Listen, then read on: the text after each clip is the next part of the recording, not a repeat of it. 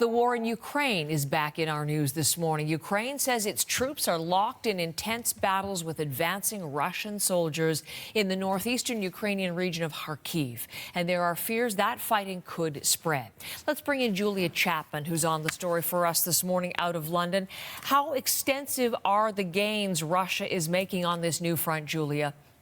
Good morning. Well, Russia says that it has claimed 9 villages along the border region over the weekend since it began this incursion on Friday. And Ukraine's military has admitted that Moscow has seen some tactical successes in the small city of Vovchansk, where overnight in his nightly address, Volodymyr Zelensky, the Ukrainian president, said Ukrainian forces were coming under constant fire in the outskirts, where the situation there remains very difficult. So certainly an opening up of a new front in this war. But officials in Ukraine have told the public not to panic. They say that reinforcements are being sent in.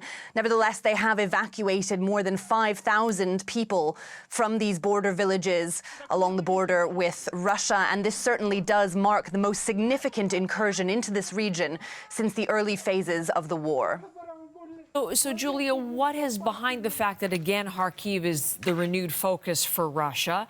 And what do they tell us about Ukraine's fighting ability at this point in the war?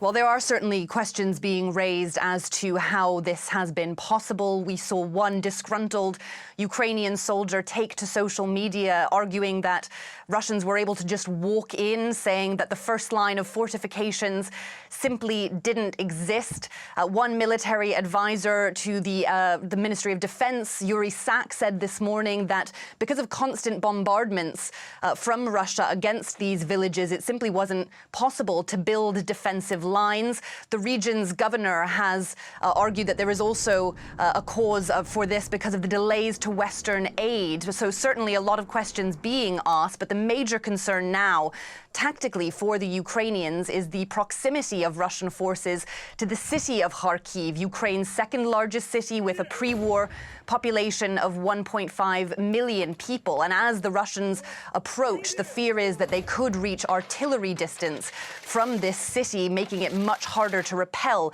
attacks than it has been so far. Julia, thank you very much. Julia Chapman this morning.